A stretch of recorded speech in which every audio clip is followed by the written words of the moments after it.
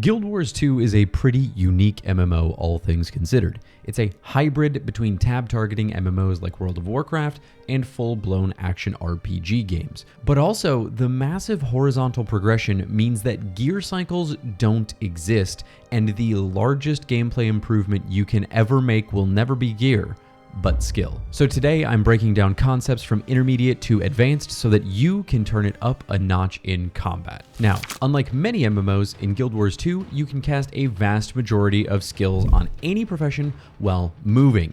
Thus, movement both in PvE and PvP becomes a critical component of increasing and maintaining your effectiveness. But if you're anything like me, you've been in a situation like this where you meant to charge into battle using a skill and connect with an enemy, but just blew right past them. Rather than losing out on time to damage your opponents and thus maybe even they get more shots on you, you can oftentimes simply swap weapons to cancel the animation immediately and regain control of your character. I use this pretty regularly on my warrior with skills such as Whirlwind Attack, Bull's Charge, or Charge. Other animations can be cancelled simply by hitting your stow weapons keybind or dodging, depending on the skill. This can be very helpful if you hit the wrong skill and can catch it in time.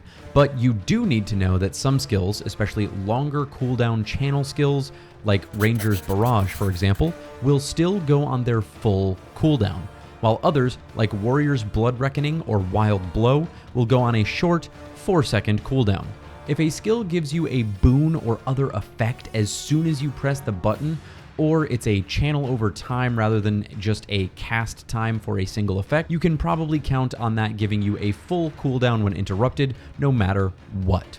But while doing this intentionally can be very beneficial, I used to constantly fall into a terrible trap of interrupting my auto attack chains with other skills.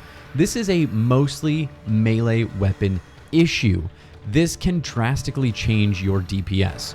As you can see, the final attack in this chain not only does more base damage, but it also cripples the enemy.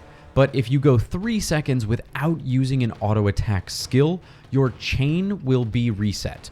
Oftentimes, it's more beneficial to let your current attack chain finish before using your more powerful abilities that just came off of cooldown. But this is easier said than done, especially in the heat of the moment. I have gotten pretty good at this point at recognizing in my peripheral vision the final attack of my commonly used weapon chains, so with some time and effort, it'll feel second nature for you too. But here's an opposite case. There are lots of skills in Guild Wars 2 that have no activation animation at all. Things like shouts, stances, or signets can often be used during another skill without interrupting anything, and you're going to want to know those skills so you can use them for maximum effectiveness in combat.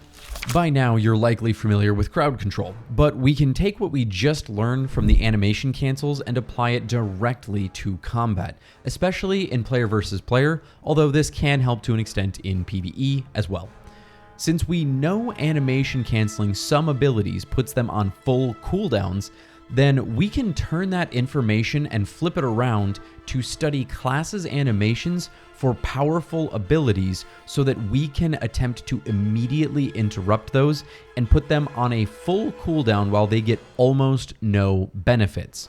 I'll admit, it's not exactly easy to watch and memorize 8 other classes' animations on top of your own, but a great path to work on this, if you want to, is to start with a specific class or even a specific elite spec on a class that you consistently struggle against in PvP, and create one of those of your own and hop into the structured PvP lobby. Spend some time here learning what the abilities do, and in particular, what any more powerful ones look like that could be interrupted. This isn't a grind it out for 3 hours and learn it forever type thing. Learning stuff like this is going to take time, and it's typically the most effective to learn it over smaller chunks of time over the course of days or weeks. If you really want to get extra about this, you can turn your HUD off and record some animations against a golem, and then go back and watch that footage later and attempt to remember what they do specifically. This uses some actual learning methods known as active recall and spaced repetition. And yes, I'm a huge nerd. But in the flurry of combat, there's a huge amount of reasons that you may end up needing or wanting to switch targets, but you're already mid-skill. Now, an often overlooked setting is allow skill retargeting in the main settings tab. This allows your skill to change targets when you do, so that you're not wasting it on an enemy who's invulnerable or whatever the targeting issue is. Now, I do also want to just take a quick second here and say that none of this in this video is about being perfect. You don't need to go into every fight thinking about animation canceling every skill perfectly or recognizing every single enemy skill ever. Just remember, this is a game and it's supposed to be fun. But if you think about this stuff and tweak things over time, you'll be able to have compound growth over the long term. Just make sure that it never feels like work for you. Now, another skill-related concept to be aware of is skill queuing and the priority of skills. You can press a button to activate your next skill after the one you're currently using, but skills in Guild Wars 2 have different priorities. For example, healing is typically at the top of the priority list, and movement skills will always take priority over most skills aside from healing. Evades are also going to take priority over most skills, and then short cast abilities take priority over long cast abilities.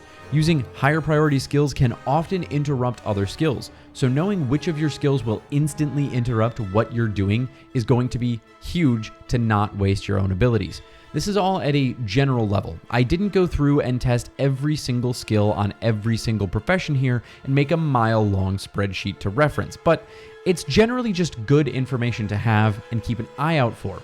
You can play around with it on a golem when you're testing out a new build. But all of that wonderful information is rendered absolutely useless without movement. Luckily, I'm pretty sure you know how to use WASD at this point. Instead, I want to talk about some more specific ideas and methods behind it. The first of these is the classic dodge jumping. Now, this is a great trick to jump farther when in combat, to escape, or jump to the sides or rear at full speed for whatever fancy show-off reasons you may have. In order to do this, you'll need to press the jump button and the dodge button nearly simultaneously, but dodging just after you jump. This works because dodging is always 400 units per second of movement, no matter the direction or being in or out of combat. It moves you 300 units in 0.75 seconds. This can get you to some great places, and in PvP can help you utilize the next couple of tips. The first of those being line of sight or kiting. Being able to use movement to open wider gaps and get across and up terrain to make it harder for people to pursue you in PvP is an absolute game changer. Delaying how long it takes to take you down can give your team time to react, or at the very least, waste the enemy team's time for as long as possible. You may even be able to buy enough time to turn the tide, depending on the advantage you can get and how they play against you attempting this. In PvE, kiting can still be effective, but getting into janky spots just makes enemies heal up most of the time when they can't path to you, so it's more about utilizing knockbacks, slows, immobilize, and occasionally using elevation changes as long as they don't break pathing of the enemy. Another thing to be aware of is movement uphill is actually slower, as movement is mathematically split between forward and up when doing so. So if you're able to port your way up, you can typically drag out that distance even longer. But even without utilizing line of sight, another critical thing to remember is that some projectile attacks are literally projectiles and can be avoided entirely, even without dodging, if you're paying attention. Some attacks, like a Guardian's Longbow 3, need to be aimed, so it's possible to bait and switch your movement patterns so your enemy's attacks end up wasted. But it's not limited to just this. Classes also have AoE wells or attacks like Ranger's Barrage, which, if you're constantly moving, will require them to try and time your movements for effectiveness, or utilize crowd control skills to set themselves up for a burst on you. A huge thing that can help you with all movement techniques here is the about face key bindings. This will immediately turn your character around, which, if your camera is locked, then also flips your camera around. There are countless situations where this could be beneficial, but a great example is when you're running away from enemies in World vs. World or PvP. You can rapidly about face, hit a backwards evasion skill that will keep you safe or increase the gap between you and your opponents, or even slap them with a ranged knockback, cripple, or immobilize ability. And during the animation, you can then hold the right mouse button and walk forward, so as soon as your character's animation is clear, you're on the move in your original direction again. Just be sure before doing that to use your left mouse button to pivot your camera just a bit first so that it's not locked to your character. That way, when your character turns around, you're still facing the way you want to be traveling as a player, and then you avoid disorienting yourself. But combat improvements aren't the only thing that go into a fun and productive Guild Wars 2 improvement plan. Click here to check out my current daily passive income routine that's helping me stack up the gold while I work on cooking up some more quality guides for you.